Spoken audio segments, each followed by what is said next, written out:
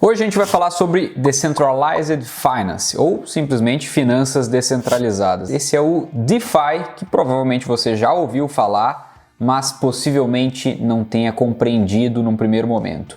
Eu até dei uma pesquisada na internet para ver se eu encontrava algum conteúdo que fosse realmente muito fácil, muito simples de entender, e eu não encontrei muita coisa. Então, por isso, eu resolvi fazer um vídeo para te ensinar de uma maneira bastante simples o que é DeFi e qual é o futuro das finanças descentralizadas, já que aqui abre um universo gigantesco de possibilidades, tanto para você ganhar dinheiro quanto para facilitar a sua vida e também para mudar de vez para melhor uma série de coisas no mundo todo. Bom, para começo de conversa, a descentralização das finanças passa por uma série de ativos e funções, como por exemplo as stablecoins, que são as moedas estáveis, lastreadas, por exemplo, no dólar. Dessa maneira, elas oscilam conforme oscila o dólar, ou seja, muito pouco, principalmente quando a gente compara com outros criptoativos, como por exemplo o Bitcoin, que tendem a oscilar muito mais do que uma moeda forte, como é o caso do dólar ou do euro, por exemplo. Dessa maneira, uma stablecoin, como eu posso citar várias aqui, o Tether, a BUSD, o USDC, Luna, DAI e várias outras, não são centralizadas, ou seja, elas não são comandadas por um governo, e você pode, por exemplo, fazer pagamentos sem restrição alguma para qualquer lugar do mundo, ou seja, elas são descentralizadas e completamente livres. Uma vez que você tem uma stablecoin, você deseja pagar alguém lá do outro lado do mundo, você não precisa prestar contas disso, você não tem nenhuma burocracia maior, você simplesmente pode pagar essa pessoa. Claro que eu não estou falando aqui de declaração de imposto de renda, por exemplo, isso aqui é outro papo.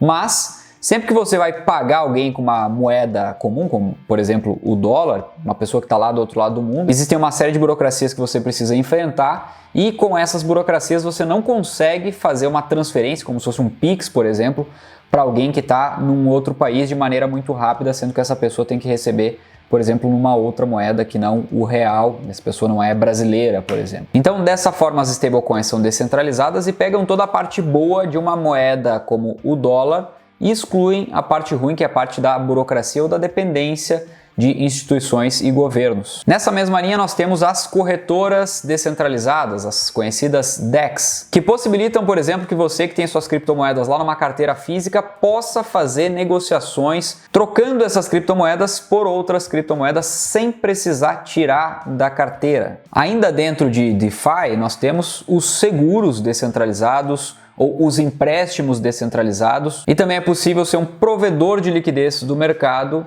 recebendo em troca disso taxas ou juros. Dessa forma é possível ganhar dinheiro deixando as suas criptomoedas paradas numa chamada piscina de liquidez ou pool. E supondo que você seja um holder, você não só aumenta o seu patrimônio com a valorização dos seus criptoativos, como também com esses juros recebidos simplesmente por disponibilizar esses criptoativos em liquidez. Obviamente você não perde a posse deles, você mantém esses criptoativos sob a sua posse, eles continuam sendo seus, mas por disponibilizar para gerar liquidez para o mercado, você acaba recebendo uma bonificação, e aí dessa forma você potencialmente ganha dos dois lados ou aumenta os seus ganhos. Bom, inclusive já deixa aqui nos comentários se você quer que eu fale mais sobre formas de ganhar dinheiro com o DeFi, me aprofunde em alguma dessas maneiras, e sobre o que você quer que eu fale exatamente, que dependendo da demanda eu posso fazer algum vídeo exclusivo e mais detalhado sobre algum desses segmentos do DeFi. Bom, e como o DeFi é de fato descentralização, com a eliminação dos intermediadores é possível que tanto pessoas que precisem de empréstimos consigam pagar taxas menores, quanto pessoas que têm valores para emprestar possam receber mais do que receberiam de uma instituição centralizadora, como por exemplo um banco. Então vamos supor que você quer tomar dinheiro emprestado e eu tenho dinheiro para emprestar. Com as finanças centralizadas e um intermediador, o que é que eu faço naturalmente? Eu vou levar esse dinheiro até um banco, vou disponibilizar esse dinheiro em troca de juros.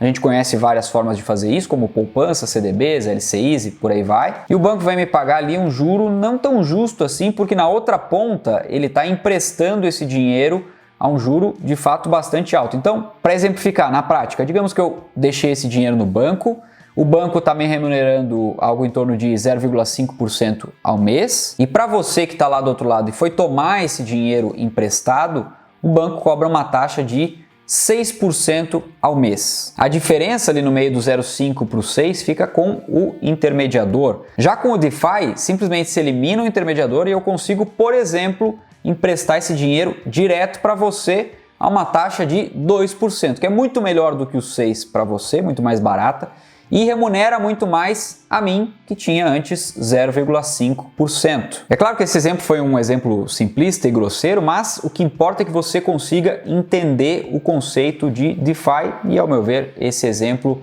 deixa muito mais claro, muito mais fácil de interpretar as finanças descentralizadas. E na prática, o que a gente tem rodando já há um bom tempo? Nós temos nas finanças descentralizadas mecanismos para garantir tanto a segurança de quem empresta, quanto a facilidade e desburocratização para quem toma emprestado e uma transparência muito grande entre as transações. Supondo, por exemplo, que você tenha Ethereum e queira segurar esse Ethereum, mas você tenha que pagar alguma pessoa, como eu dei exemplo lá, do outro lado do mundo, utilizando stablecoins, e você não tem as stablecoins nesse momento, é possível, por exemplo, deixar os seus Ethereums em garantia, com base nisso tomar emprestado uma quantia de stablecoins para poder pagar quem você deseja pagar e retirar novamente, ter acesso aos seus Ethereums assim que você devolver aquelas stablecoins acrescidas, obviamente, de uma taxa. Esse tipo de transação tem crescido muito, principalmente por ser boa para ambos os lados nos mais diversos aspectos. Bom, e para complementar, você que me acompanha sabe que eu estive presente em Dubai na Binance Blockchain Week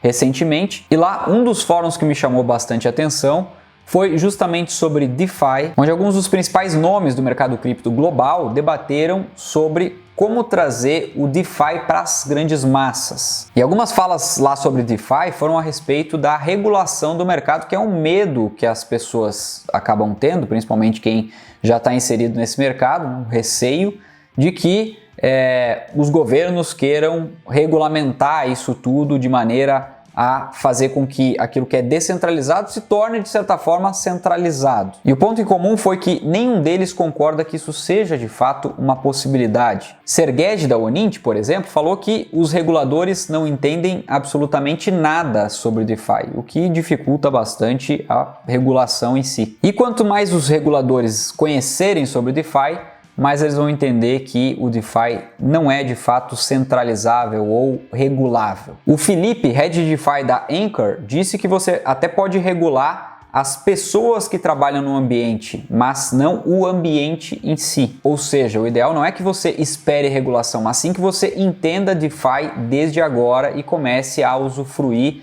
dos benefícios das finanças descentralizadas. E para finalizar, o Eric Ting, que também estava participando do debate, ele que é CEO da Injective Labs, comentou que a utilização do DeFi começa nas exchanges centralizadas para depois ir para as exchanges descentralizadas, principalmente porque as exchanges centralizadas são muito mais fáceis de usar, e eu concordo com ele.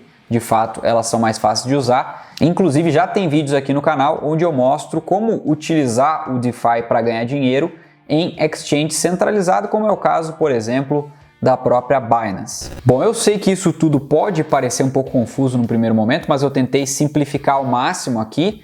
Mas de qualquer forma, se você tiver alguma dúvida, você pode tanto me deixar lá no direct do Instagram ou colocar nas caixinhas de perguntas sempre que eu abro as caixinhas de perguntas. Toda semana tem 2 ou 3 caixinhas de perguntas lá no Instagram. Ou você pode deixar a sua dúvida nos comentários aqui também. Eu sempre faço o máximo esforço para responder todo mundo. Bom, dito isso, eu fico por aqui. Espero que você tenha gostado desse vídeo. Se esse foi o caso, fica à vontade para compartilhar ele com quem você quiser. Não esquece de deixar o seu like se você gostou. Isso é importante para eu saber que você gostou e seguir produzindo conteúdos sobre DeFi, sobre cripto. Se você ainda não era inscrito no canal, aproveita esse momento para fazer isso. A gente se vê no próximo vídeo, que pode ser um desses dois que vão aparecer na tela aqui para você. Um forte abraço e até lá!